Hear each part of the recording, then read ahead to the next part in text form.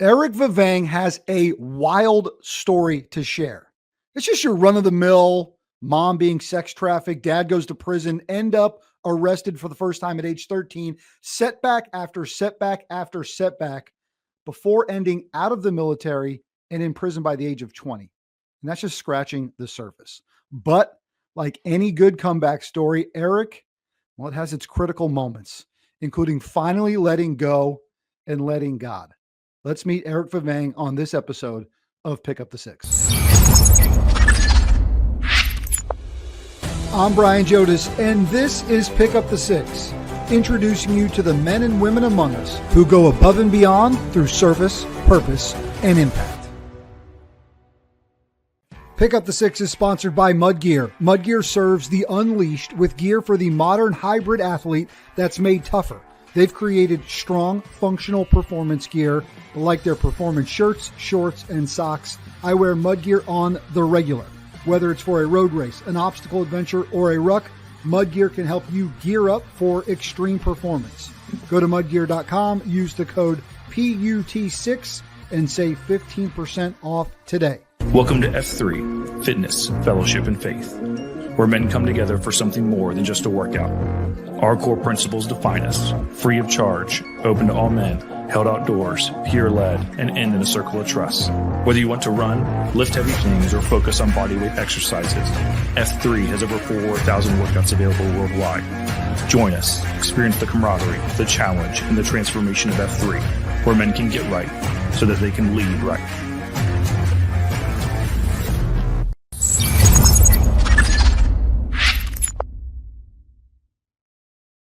Hey guys, what is up? It is Brian Jodas, and welcome back to another episode of Pick Up the Six. Super excited for you to meet our guest today, but before that, let me thank some fine folks who make this great show happen, and we always start with our friends at Mud Gear.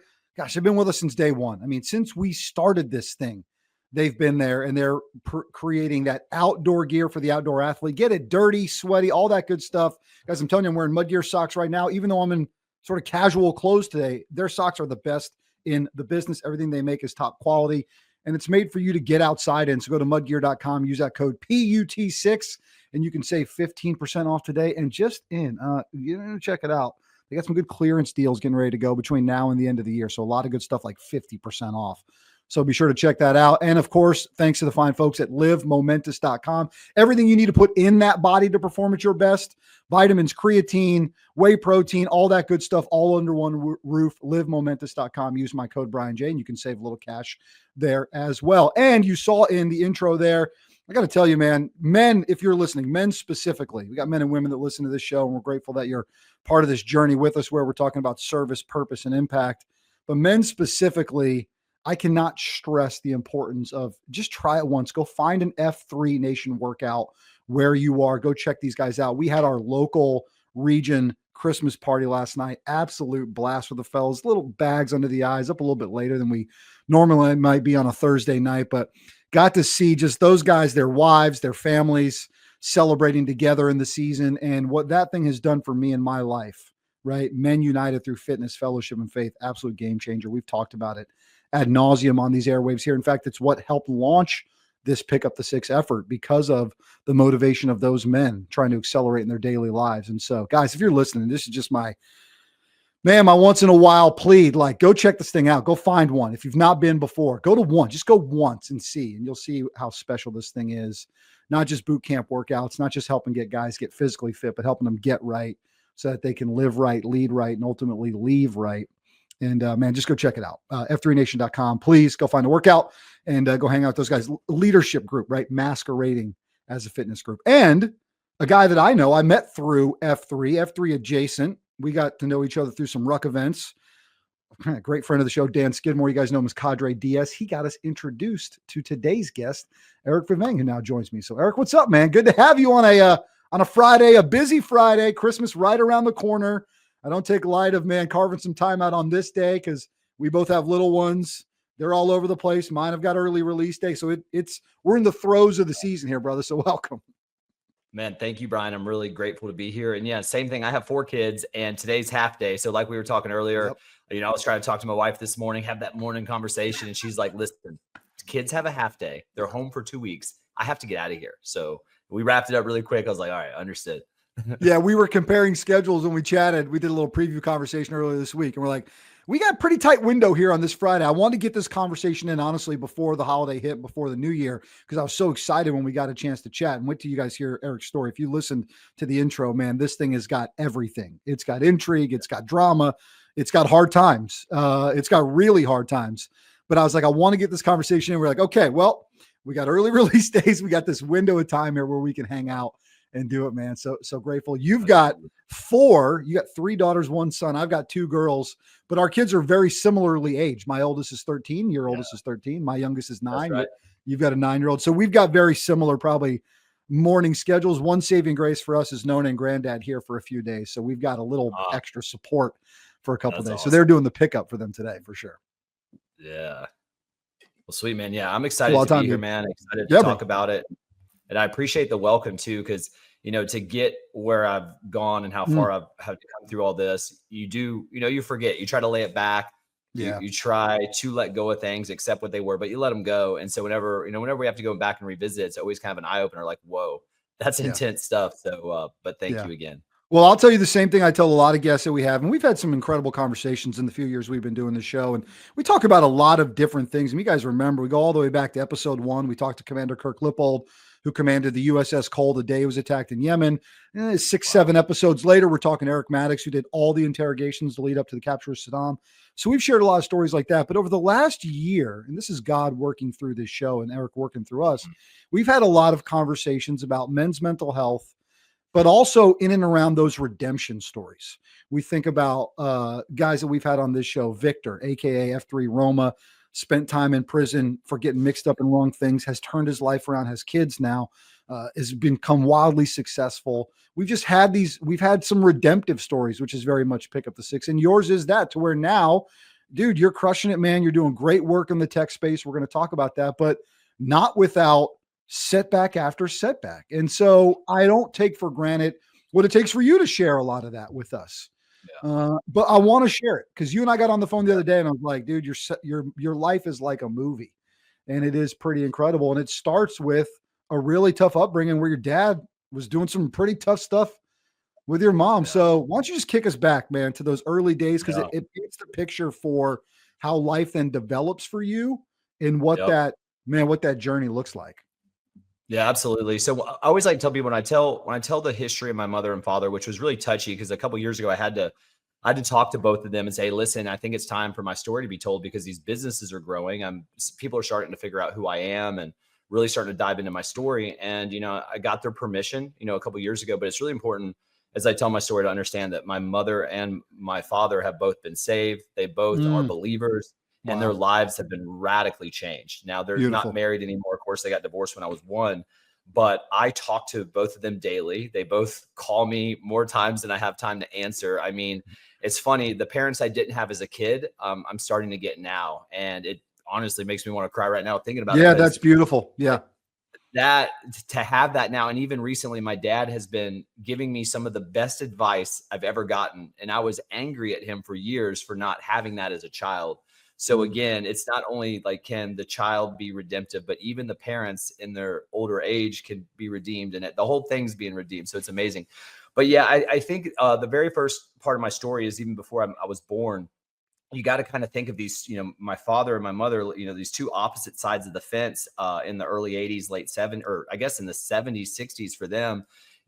My father's a part of this white picket fence type pretend environment in Chicago where, his dad was an engineer. They had 3 boys, stay-at-home mom, life is good. But under the surface, my grandmother is drinking, noon, 1 p.m. every day, slamming the wine. He comes home from work to the table, but, fights every, from the time they get home from school until bed, the parents are fighting. So my father grew up in this fake almost environment. Now, on the flip side of that, you think about my mother, who was raised out in the farms of South Dakota area. Yeah. And she's experiencing, divorce where her father, who was very fit, was a triathlete. Mother wasn't taking care of herself, so he dipped. So now my mom's without a father. Then a stepdad comes in around, I think, 6, 7, 8 years old. And then there's actual full on molestation happening from her stepfather. And this goes on for years. And my mother has so many stories of how she began to believe in Jesus because of the way that she was somehow protected during those moments. I mean, it was rape. She was being raped at 7, 8, 9, 10 years old from her stepfather. She finally goes and tells, I mean, Eric, her, I don't not just the worst thing, the worst thing. But it also, as I'm sure it'll show as you tell your story, it'll paint the picture of what these traumas in life, how they can compound and then can get passed along. 1,000%. It's 1,000%. So then it gets worse for her because it gets better, but it's so weird. It's so horrible how this happens. She tells her mother, finally about this thing. And instead of her mother coming to her defense and kicking the guy out of the house, making sure he gets arrested and, gets what he deserves, she basically wants to salvage the relationship from what I understand, and then sends my mom off to boarding school. Basically like, hey, you're lying. We don't believe you. You're an unruly, bad child. So now my mom spends the rest of her childhood in boarding school and going through that whole thing after she had experienced all that trauma. She talks now about how she was so grateful for a lot of the counseling that they gave her, like, because in those institutions there are psychiatrists and different people coming in and out of there trying to help these young ladies. And so then eventually you get kicked out of a boarding school once you become of age. I think for her it was around 17, so she has nowhere to go, so she's living that party lifestyle out on her own. Well, then she meets my dad, who my dad at this time is, he was highly sexualized. He went really deep into sexual sin probably in his late teen years. So he was really into the nightlife, and again, I say this with all love for my father, because like anybody, he dealt with a lot of stuff as a child too. Yeah. And so then, my mom's this beautiful lady, my dad's a good looking guy, and they're just partying. They're, doing cocaine and all that stuff that everyone was doing back in the early 80s. Well, he also had an issue holding down a job and saving money. That was always a problem for him. So he brought her into the cities to start having her do sex work. And there was oftentimes where, and just to be very transparent, like he would hand her like, a box of condoms or whatever and say, hey, we need to make some money, and you can do with that story, what was going on. And my mom thankfully kind of didn't want to do that. So she ended up going into these strip clubs. And this is in DC, where all the politicians were coming in. This is, the sports athletes and all that. My mom was absolutely beautiful. She always dreamed of being a dancer. In fact, I'll tell you a story later, something she was telling me recently, but she always wanted to be a dancer as a little kid, but she couldn't be. She never got taken to a single dance lesson. She never had a dream, like opportunity to fulfill that dream. So she would go in there. She would have to get very drunk. She'd drink 6 beers, 7 beers just to be able to get up on stage in front of the men, and she would perform. And this became this way of life of how I got brought into this world. And of course, as she got more popular in DC, were getting invited to different parties and stuff, hanging out with professional athletes, hanging out with politicians and stuff like that. And by the time I came along, the drug use was pretty out of control, and my mom was in no place. My dad was abusive, and my mother was, also not doing well. She was having relationships with other men. So they, at probably 10 months old, they were over because my mom was so deep into that, and she just could not take care of me. My father did take care of me. So, but now you can imagine from like 1 to like 5 or 6, I mean, I have some of the, what's crazy is that as a child, I didn't understand what I was doing. Yeah. You're in the chaos of that, but you don't know any different, right? That's just life. No, a lot of my memories from back then were actually pretty fun. Like I do have the very vivid bad memories I had to work through of like massive fights. Like my dad would get into lots of fights. He was always trying to fight people, and sometimes I'd see him win. Sometimes I'd see him get beat up, and sometimes him and my mom would fight. Then other times I have a very distinct memory where, and it's crazy because I was little, like I literally have the view of a midget, and my mom was in an argument with one of her boyfriends. She was watching me for a couple of days, and he literally like broke her nose, laid into her in front of me.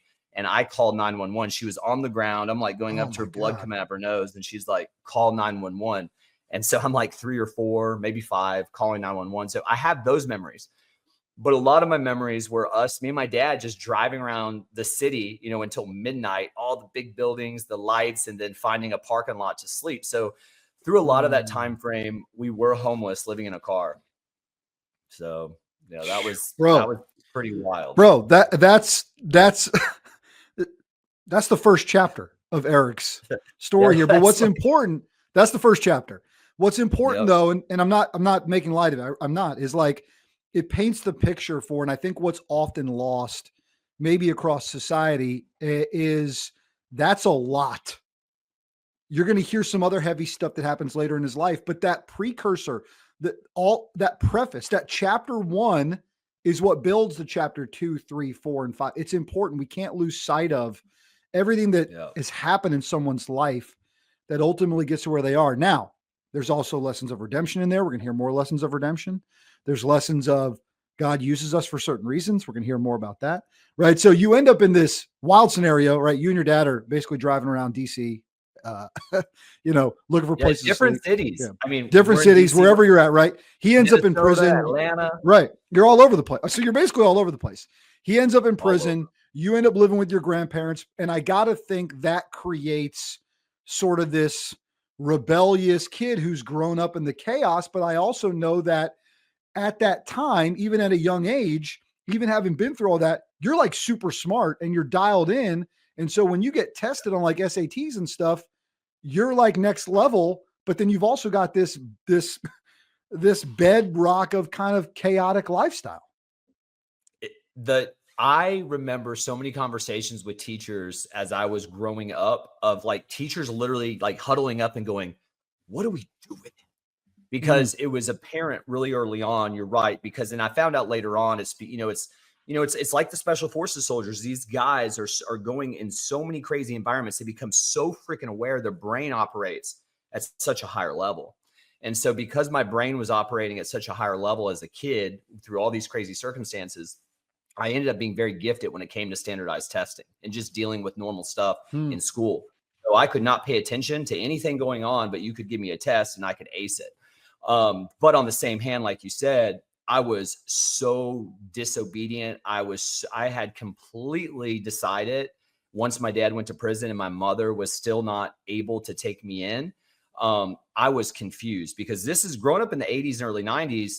It was just beginning to be a thing where divorce was being talked about. Yeah. You're right. You got to remember there was a time where it wasn't at all talked about. And then even the divorced kids, it was always the dad that was gone. Sure, That's my right. dad was That's gone, right. but my mom was gone too. Mm. So I felt so alone, so different. And so just, I didn't fit in anywhere. And then lo and behold, I was the smartest kid in the class. Like you throw that in there. And then I was really good at sports. And so I developed into this, like, in one sense, I was super abandoned and insecure, extremely. But in another sense, I was like arrogant and cocky because I was an absolute mess. Literally in elementary school, I would fly off the handle for whatever reason. And they would have to physically restrain me because I didn't know what to do. I was really too young to go to jail. So I might throw a pencil at a teacher or throw a desk just out of like, anger. And then they would have to literally hold me down inside of the counselor's room until I calmed down. And so this is kind of how I grew up, and then as I started getting into that, 10, 11, 12, my dad had got out of prison and he started working really hard, the best he knew how, to try to level me off. And thank God for sports. So as I got older, I started really getting into baseball, and I was good. And I became friends with the jocks. So middle school, high school, I started actually figuring life out a little bit, but still being really, really crazy. You find your first way into sort of the legal system at age 13. You've got an early arrest. You end up in the state of Georgia, probably in what most would consider some sort of juvenile kind of correction work. So that's 13, 15 years old kind of time frame. Yeah. So at 12 years old, me and my dad had moved into this neighborhood in our county that was big on, it was basically like a ghetto. Drugs were being sold. I'll never forget, my friend in that neighborhood was a pretty big drug dealer there. And so when people would come into the neighborhood to buy, he would pass out guns to all the kids. And, we would wait in this bush and that bush. And I remember like, that was the first time I ever held a weapon. I was like shaking. I'm literally praying. I had never been to church at this point in my life. Neither my mother, father, or grandparents had, ever took me to church in my life, but I find myself like so freaked out that I'm like, if there's a God, please don't let anything go down. And my friend's like, hey, if something goes down, you'll know it. Just shoot the tires out, like the movies, right? I'm like, thank God, nothing ever went down. But yeah, I had, this is gangster rap's getting really popular then. So I have this Master P CD, and I want to be cool. So I trade it. I never even smoked weed at this point. I was actually 12, by the way. I was 12. Okay. And I sold that for a dime bag of weed. I go to school the next day, really dumb. And I'm showing all my friends, like, guys, look at this. Look how the weed. You're showing them the bag. Yeah. I'm showing my friends the bag of weed I brought to school. So next thing you know, I'm You're getting pulled out 12. of class. I'm Right. 12, middle school. And I get pulled out of class by an officer. I get arrested. I get put in handcuffs. I'll never forget. Literally, they take me. It's just the way life works sometimes. The timing of them taking me out of the office with my hands behind my back, putting me into the cop car, coincides with the bell ringing. And so the entire school is being let out. I'll never forget, my teachers were crying. I later found out that the teachers all gathered because it was that day or the day before that all the big testing had came out again.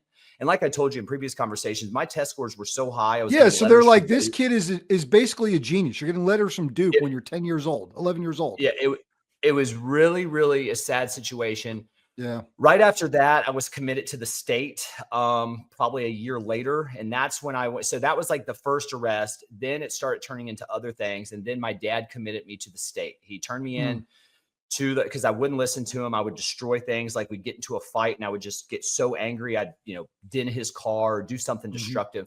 So I got sent to YDC. Now in the state of Georgia, I don't know if they still do this, but back then they had short-term facilities and long-term facilities. Short terms was 90 days or less. Long-term was over 90 days. Now, I will tell you, because I've been to YDC, Youth Detention Center, and I've been to regular state prison, YDC was 10x worse and more scary than real prison. No shit, really? Yeah. It was really, really bad. So you got to think about, like, number one, the immature kids, right? Yeah. But these immature kids are the worst of the worst offenders. There's 10, 12, 11, 14-year-olds in there that have, raped people. There's 10, 11, 12, 13, 14, 15-year-olds that have committed murder. They all go to this one facility until they're old enough to be housed in an adult prison system. You couple that with there's going to be lower pay, right, amongst the detention workers, the people that work there. That's like a lower end law enforcement job as opposed to being on the beat or being in a big prison system. Yeah. The supervision was hardly there. So there was the riots would happen all the time where you literally had to get into the middle. There was this one riot that broke out where I had to get into the middle of this group of people to avoid being on the outside, like literally like war. It was literally like Braveheart. Yeah. Where people are stabbing each other with plastic knives. Oh my God. Breaking trays and trying to cut people with trays.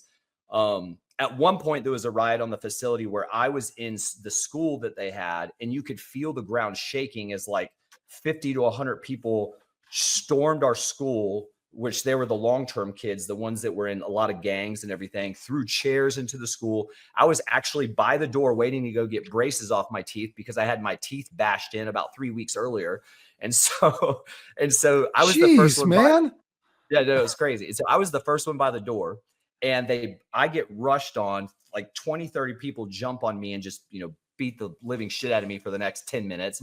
I peered out like as I was protecting myself, and the only guard we had at the school was locked in a room, just like scared to death. Of course. Yeah, of course. Then the riot people come in, so anyways, I actually got out after that because I lost my mind. I started threatening to sue everyone, which I don't, this is someone who knows nothing, but you're just backed up against the corner. You're just in defense mode. Yeah. You're in defense mode. I'm telling them I'm going to sue everybody. I've got welts all over my body. I think I was making up stuff, like anything I could do to get out of there. And sure enough, they called my dad and they pulled me out of there. So I did about 50 days in there. And I think my dad feels pretty bad about 50 days felt like probably 2 or 3 years. And despite all that, right? So guys, you're hearing the story of just, again, I said in the intro, setback after setback, despite all that, you're at the age where 9/11 happens when you're in high school, right? And you feel motivated to do something. And through all of that, then the next step, he's like, all right, well, let's mill up. Let's go get in the military. Right. It was the thought, like, let me see if I can get my shit together? Or was it more like, no, I need to do something. Well, let me see if I can do both of these things at the same time. Dude, I didn't have any options. So like I said, sports really got me through high school, and just in dating, you know, like I had a really serious girlfriend in high school, which was really helpful for me because then I started thinking about like getting out of this phase of life and, you know, working a career and things like that. I couldn't go to college at this point. I had a couple baseball coaches, you know, try to get my grades together and say, hey, look, man, we can get you a scholarship. But my grades, I did the bare minimum. You know, I skipped most of the time. Just got that D average.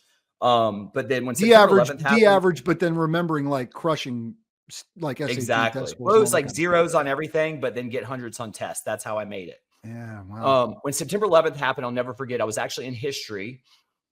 All these rumors were swirling around the school. I think I was a sophomore, junior. It was 2001. Yep. 2001. I graduated 2003. So yeah, it was like my sophomore year heading into junior year. And my history teacher literally, dude, it was my sophomore year of college heading into junior year. So we're just 4 years apart. So, And man, I'll tell you what, something ignited in me. I felt like I was a part of something all of a sudden. Like I was able to realize that I was a part of a country and that there's an enemy out there. And like that did something to my soul. I was like, oh, this is something I can be a part of. And so immediately, and this was a common theme amongst all my friends, like a lot of my buddies. So we all began to talk about it and we all started getting in. We started going to the recruiting offices, figuring out which branches we were going into. Obviously, they had the delayed entry program. So I signed up when I was 17 years old. My father was really against the government, against the military, would not let me sign up because you have to get a parent's signature on a DEP program. So I got my mom to sign it, which we had really started rekindling our relationship by that time. Signed up at 17.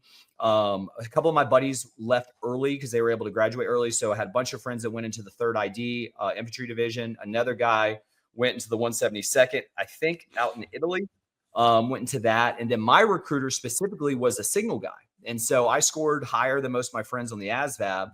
Naturally, given what we've heard so far, right? Makes sense. Yeah. And I'll never forget this because, you know, you can't go back and fix life. But my biggest regret, and we're going to find out here shortly what happened with my military career, but it's the biggest regret of my life because I was so stoked about it. And even fast forward today, like pretty much my only friends are military special forces guys. Like this is the only people I get along with.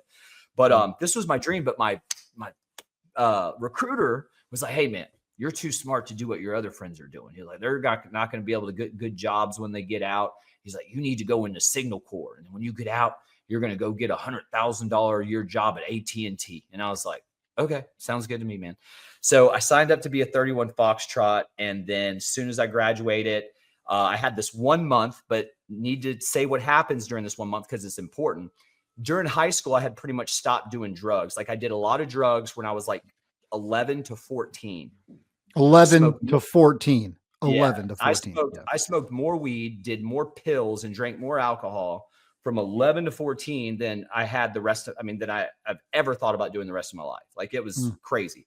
Thank God for my friends in high school and my girlfriend and just having that kind of like you kind of mellowed back out a little bit. Yeah. I just became a jock, right? I was like doing the drinking thing, but that was it. Well, this month of waiting to go to the military, I started hanging out with this little group of folks that were into drugs and stuff. And so I started doing some really hardcore drugs I was like, why not? I always had this like, hey, let's party before we go mentality. So I started like, I touched meth for my first time right before I went to the military. I touched like psychedelics for my first time and cocaine. I kind of just touched the rest of the hard stuff that I had not tried when I was younger. And even going into the military, shipping out on my ship out day, I had been up for 3 or 4 days from a recent meth binge and went in. I probably would have pissed hot if they, tested me on day 1, but I went in with that. So that's how I went in. And then I did extremely well during basic training. I mean, once I sobered up and I really never had ran before in my life, but I jumped right into A group. The drill sergeants were freaking amazing because everyone knew we were at war. People were shipping out, no matter if you were in signal or, if you were in infantry, whatever, everyone was going over there by this time. And even the drill sergeants knew that. So I had a fantastic basic training. Yeah. But there comes a few more moments in your journey here that I think ultimately get you to Phoenix mode. You know what I'm saying? Right. So you got a few more setbacks that hit before Eric really begins this redemption journey. And we talked about setback after setback. There's a story of going AWOL in there. And then there's probably the biggest setback of your life and the biggest mistake of your life, which is that pivotal moment where then you end up in big boy prison for the first time ever. So take me through that. Yeah, so absolutely. So as basics winding down, the next step is to go to, the signal school, which is at Fort Gordon in Augusta. So I went from South Carolina. I go to signal school, and, that's a little bit more laid back now, but even back then you still had to wear all the same, you still had drill sergeants. I don't think they do that anymore. I had night school, which was really tough on me, to be quite honest with you. So like I would wake up at 11 p.m., go do your formations, go do your PT at like midnight, show up at school, do this monotonous, boring phone networking stuff. Again, going back to my regret, I wish I would have went infantry. Yeah. And then you come back to the barracks 7, 8 o'clock in the morning, and you're trying to sleep the rest of the day while everyone's out there doing formation on day shifts. So that was really tough. Around the same time, my stepmother, who was really like a mom to me growing up, passes away. Now I have my father basically sending me messages saying, I need you home, blah, blah, blah, blah, blah, blah, blah, blah. So like I am. And then the other thing is too, I'm feeling like this, like I'm trying to be an adult, but I'm still 17 years old. Like I went in at a very fresh 17.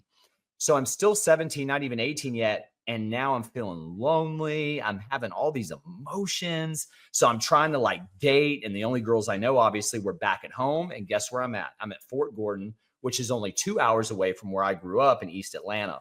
So as soon as we got enough freedom in the military to like leave and take our POV home for the weekends, I start leaving the base and going back to my hometown and hanging out with the high school crowd.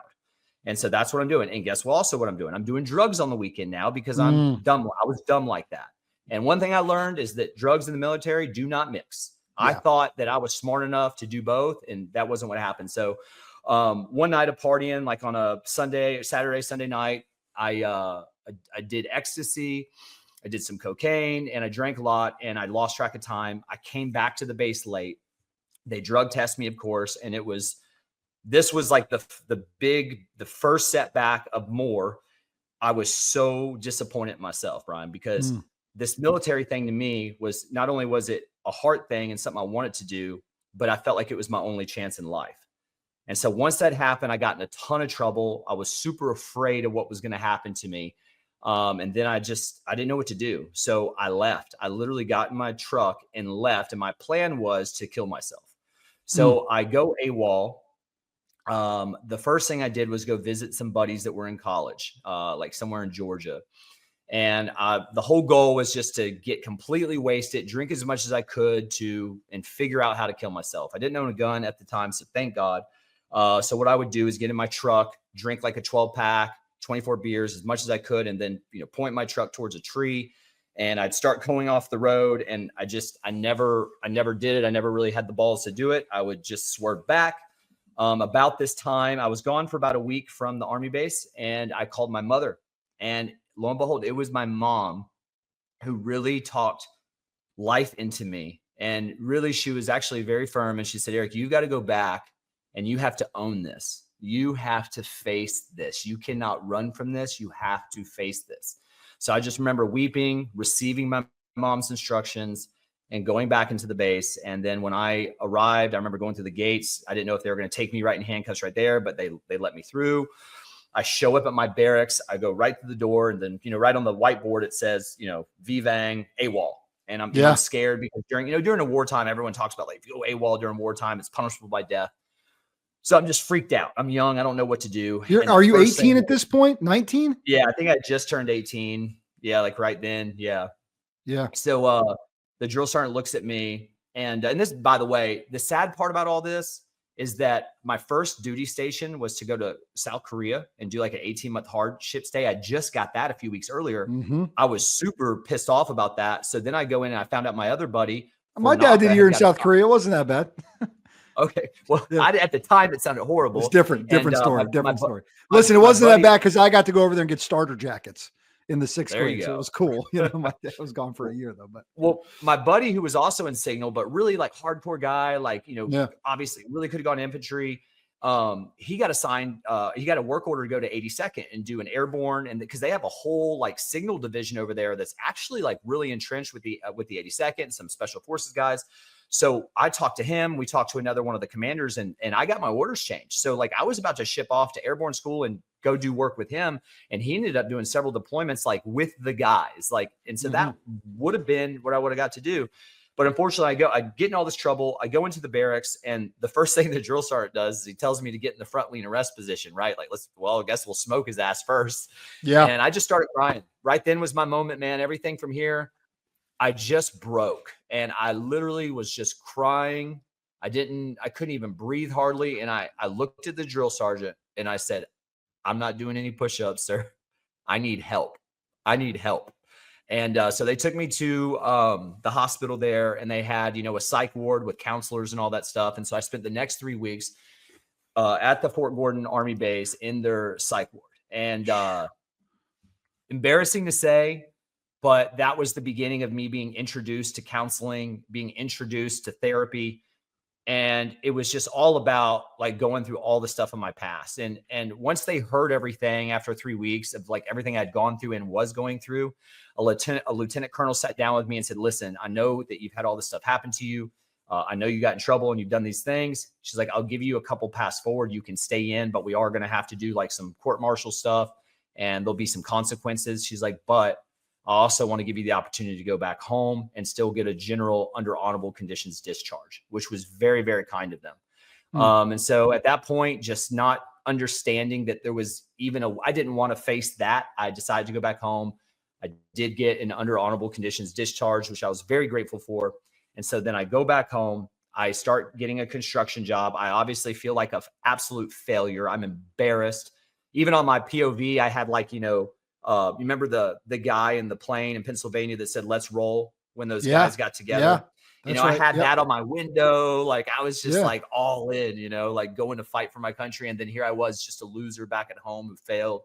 So I started doing a bunch of drugs, going to all the parties, working construction work. And 3 months later, I'm doing so much meth at the time that I'm staying up for 3, 4, 5 days. I'm having sex with random people. And this was my God moment. This was the moment when I cried out to God. And so if I can go ahead and tell that now if you want. Yeah, please. I'm sitting back here just taking it all in, man, and grateful. Again, quick pause because I want you to go into it because you're going to tell us some heavy stuff here. I don't take for granted. We don't take for granted. Our listeners don't take for granted what it takes for you to go back into this. But again, guys, as you're listening throughout this is setback, redemption, moments of grace. You got some grace extended to you there where the Army could have told you to fuck off, candidly, in a pretty hard way if they wanted to. All right, let's go. Yeah. She was very kind to me. So, so there I am. This is the big moment where, again, I'd been up for 3 or 4 days on meth. And anybody that's done anything like that, the highs are great. And then when you come down, it's like the world is ending. You feel like dying. And I was fed up, man. I was living in my grandmother's basement. I was in my eyes, I was a loser amongst losers. I was the worst. And it's really interesting because as I ended up reading the Bible later in life, it's just so funny how God works. Like I got completely naked. Before I start talking to God, I just like rip my clothes off. Okay. It's like, I'm just done with everything. And so I get completely stripped down. And then I get up in my bed and I get in that position, like, I guess they call it the prostrate position of where you're just, your butt's in the air, your head's in the bed. And I'm just in this, I just want to die. And so I say this out loud. I said, God, if you're real, I need you right now because I do not know what I'm doing. And in that moment, so I didn't have an evangelist lead me to Christ. I just said that. And in that moment, my entire room filled with his presence. I knew without a shadow of a doubt that there was a God. He was real and he was in my room and we were together. So like I am bawling, I'm crying. I have zero grid for this, right? Because when you don't like, I didn't grow up in church, so I don't even know what's happening. This is how it happened.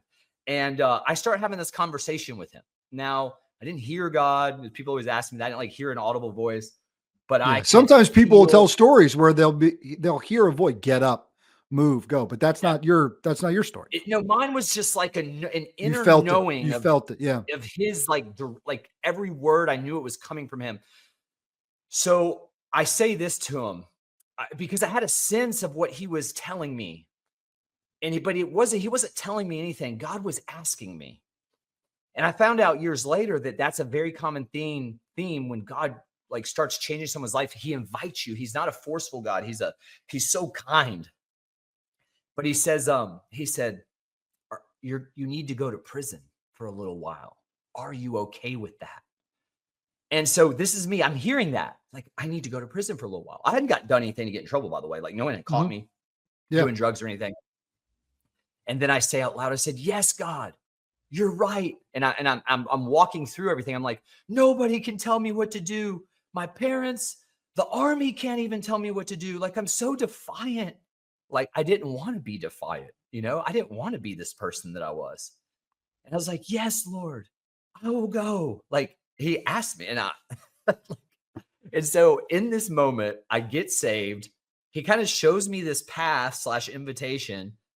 But from there, I have no grid for what happened.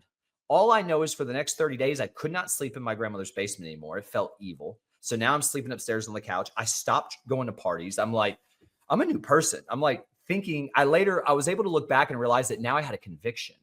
I had a conviction. I had a sense of right and wrong for my first time in my life. And I was wrestling with that. But again, I had no grid. And so 30 days later, I'll never forget, I started getting hit up on AIM. AIM was the thing back in the day before we had a lot of texting. And everyone's like, hey, we need to go to this party. We need to go to this party. This big party's happening. All these girls are going to be here. Dudes, blah, blah, blah, blah. Lots of drinking. And I didn't want to go. And I knew deep down I wasn't supposed to go. It was like a choice. I remember wrestling with this. I used to never wrestle with this. I would just go. You were always going. You were the first one. Yeah. First one in, last one out. I know. And so I caved. I caved about midnight and went to this party. And at this party, I ended up, there was this chick there that, was all into me and I was into her. We hooked up and it turns out, I found out the next day she was 15 years old and I was 19. I had just turned 19. And that was the beginning of a massive downward spiral where her brothers found out. And then also too, she was very well connected. I won't say exactly who her family was, but she was very well connected in the court system. And, we were all drinking and I had no business being there, no business going to a high school party and no business whether it's consensual or not, because that's what I ended up getting charged with statutory rape, which is defined as consensual sex with a minor. But I never once, condone that. I had a lot of people always say, Eric, that could have happened to any of us, blah, blah, blah, blah. But I've always owned that, because I have a daughter who's just a couple years away from that now. And I never in a million years would excuse that. It was just wrong, wrong, wrong, wrong. But that's what happened. And the next thing you know, I was sentenced to prison for 10 years to serve 3, which means you're to serve 3 years in prison and do the rest on probation. So that's now 19 years old in state penitentiary, going to have to register as a sex offender when you get out, and failed in the army, failed in life. And there I am. Yeah. So you're faced with, it's pretty incredible. So in that moment in the basement, you sort of get the feeling, whether it's a voice or you get the feeling that, are you okay with that? You're going to have to do this thing that comes to fruition, which has to be a pretty surreal experience. And I have to give you credit, man, for leaning in and taking the accountability. There's a lot of people that could. What's crazy is, Brian, is that I didn't even remember my salvation experience and God saying that to me until about 4 months later in the county jail. Yeah.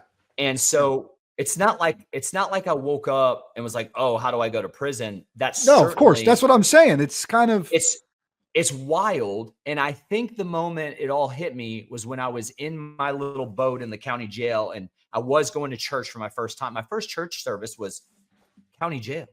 And so I'm praying for a miracle, Brian, because the first 4 months or so, you're fighting the case. You got lawyers, you're trying to figure out plea deals. And I'm feeling sorry for myself. Like, guys, I didn't know how old she was. Like, I was the victim in my mind for several months.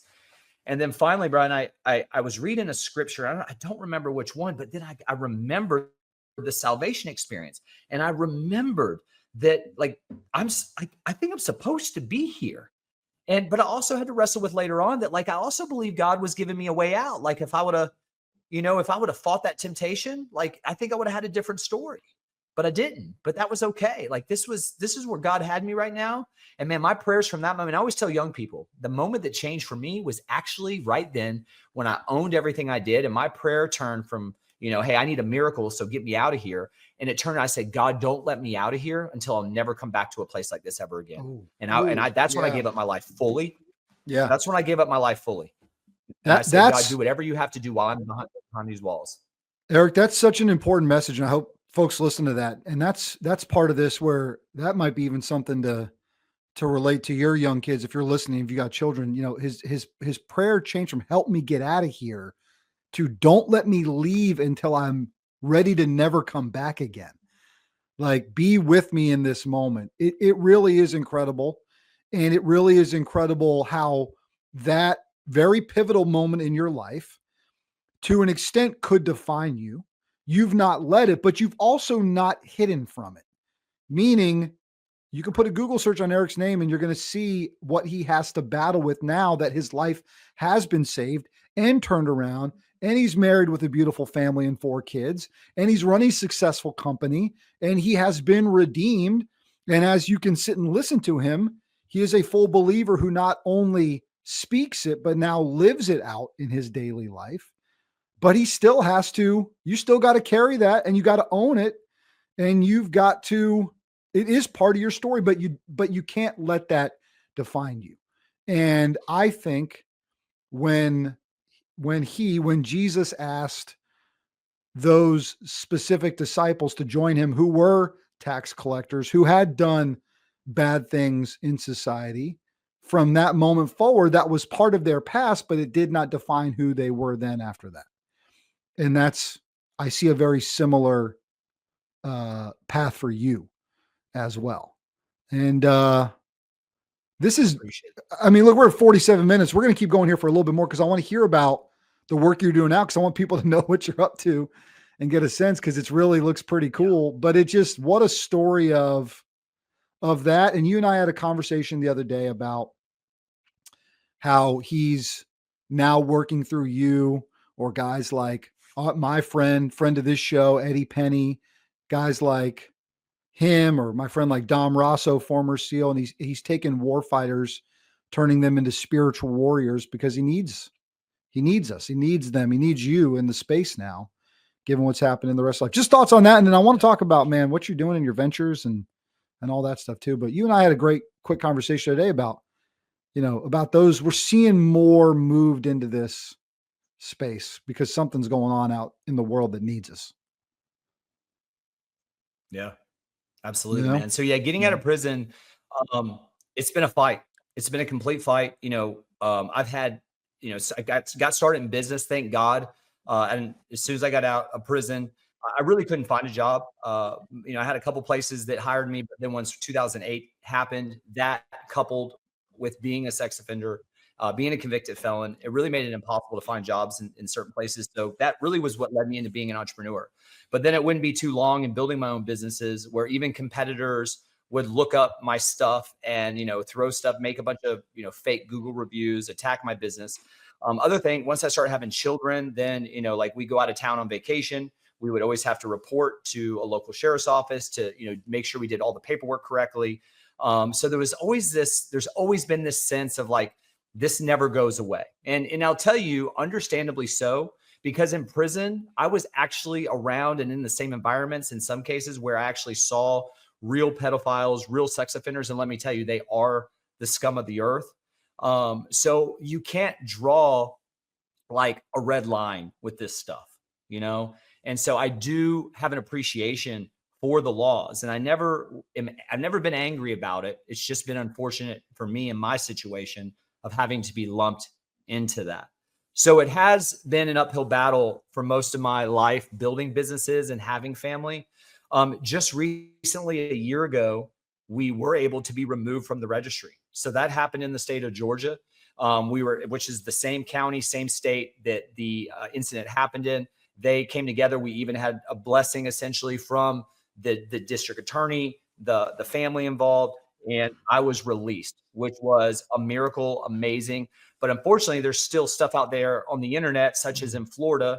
I was just there on vacation like 3 or 4 years ago, and I did all the right stuff. Like I could have not reported to them and probably nothing would have happened, but I always tried to be on the up and up. So you go there, you report, you're embarrassed. Here I am, this grown man now going into this county jail to take a picture. So my wife always tells me, she's like, you could have at least smiled.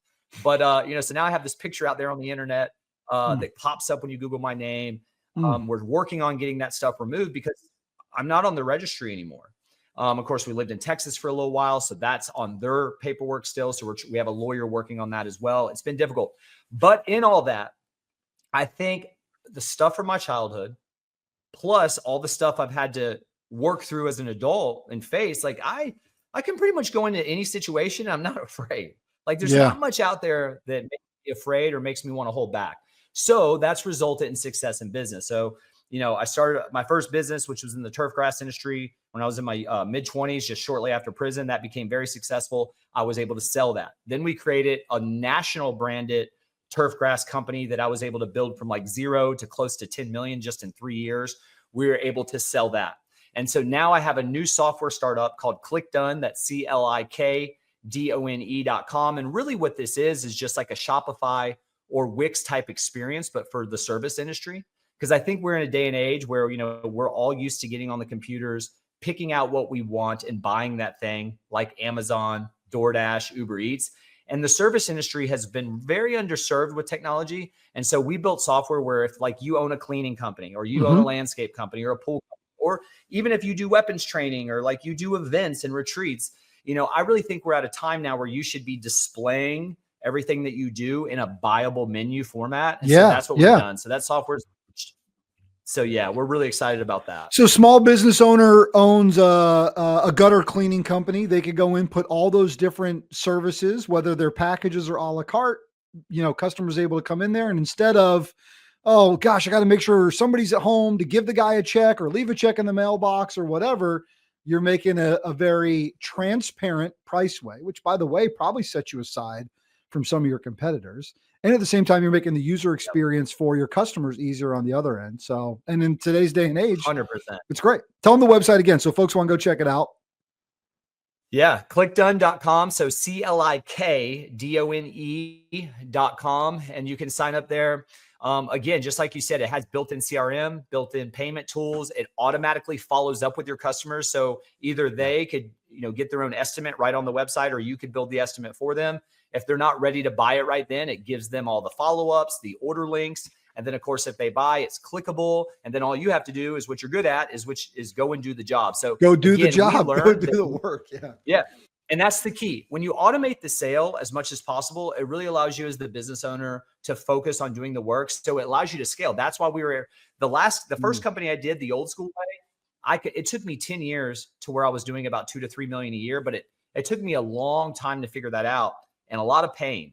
But with this new way, if you have the drive for it, you can scale higher up into the 10 million or $50 million a year range a lot easier. It's not a magic bullet, but it's definitely something that makes scaling a lot easier. Incredible. All right, Eric, before we go, you're 39, 40, almost 40? I'm 30. I'll be 40 this coming year. So yeah, I'm 39. Yeah, dude, 40's right around same age as my brother. He'll be 40 next November. So that's a pivotal year, right? It's one of those sort of milestone years. You turn 40, everything's downhill from there. No, it's all great from there. So you're nearing this, this new phase of life. 4 kids. You look back on everything you've been through. What's the message, man? What's the message to our listeners about what the last 40 has looked like for you? What that means for the next 40. Yeah. So one thing I've learned is to be very grateful for everything that I just shared today. Because I actually, I've found success, what the world will deem successful. I have the nice car, the big house and all that. So I get reached out to a lot by men that are my age who are working normal jobs, maybe still living paycheck to paycheck, but they've had that dream inside of them their entire life. They've wanted to break out on their own or own their own business. And, you know, what I've realized is that it's not that I'm smarter than most. It's not that I am lucky or even so blessed. It's like, I'm not special. Really, I relate a lot of my success to all the misses of my life, because it developed things in my character that you just can't wake up and figure out. You can't go study it. It took the repetitions, it took the failures, it took the comebacks to develop the perseverance I have. So my advice to them is you have to take an honest look at your life, and maybe you actually had it better than you think. And you might need to force failure. You might need to force risk. So I didn't choose to jump off the cliff. I was blessed enough to be pushed off the cliff. But for those who never were pushed, you might have to jump. And so that's something that I tell people, that I was actually, my big break was all the trauma. That was my leg up in life, actually. And once you realize that, you need to be thankful for the good life that you maybe had, thankful for some of the trauma you had, but do not be afraid to take a massive risk, because at the end of the day, even if you fail, as long as you don't die, you learn from it and you come back stronger. Amen. Powerful conversation, Eric. Merry Christmas to you and your family. Really appreciate you being on the show with me today. That's Eric Vevang. I'm Brian Jodis. Yeah, hang tight. We'll chat for a second, though, when we get done. Grateful for you, brother. Enjoy it. It's Eric Vevang. I'm Brian Jodis. That's been this episode. Man, powerful one. Incredible. What a great story of setback after setback, but opportunity for redemption and success along the way. And it all builds towards what the next chapter of his life was. We went through probably the first 10 chapters, second half of the book coming. Thanks, Eric. Talk to you soon, man. We'll be back, guys. Appreciate you guys being with us.